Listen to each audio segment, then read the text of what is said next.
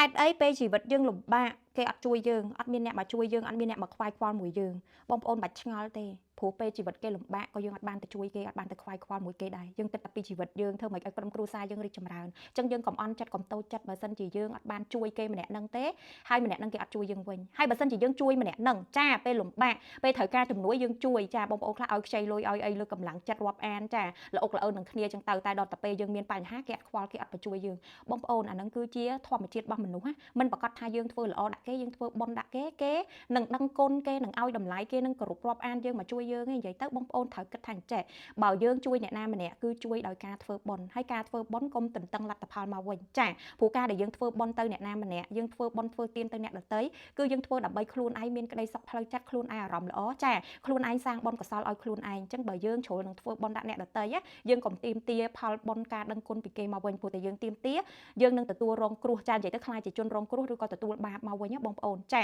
ហើយការធ្វើបន់ត្រូវតែធ្វើចេញពីចិត្តធ្វើទៅតាមសមត្ថភាពកុំធ្វើលើសខ្លួនកុំធ្វើហួសខ្លួនកុំធ្វើឲ្យអស់ពីខ្លួនចាត្រូវធ្វើដោយមានសតិបញ្ញាកុំធ្វើជ្រុលចាកុំធ្វើដើម្បីចង់ឲ្យអ្នកដទៃមើលមកថាល្អកុំធ្វើដើម្បីពាក្យសរសើរប៉ុន្តែត្រូវធ្វើដើម្បីឲ្យយើងមានសេចក្តីសុខផ្លូវចិត្តយើងសប្បាយចិត្តហើយជីវិតយើងនៅតែអាចរីកចម្រើនទៅបាន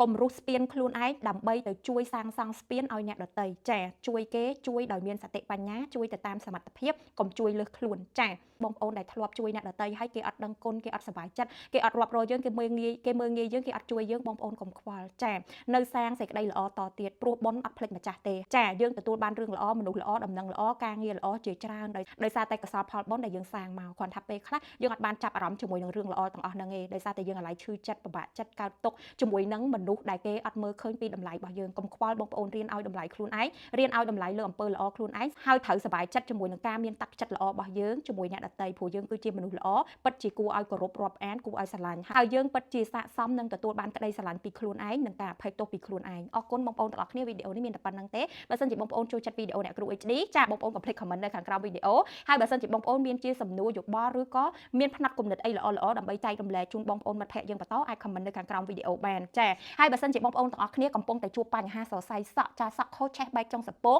និងមានបញ្ហាសក់ជ្រុះ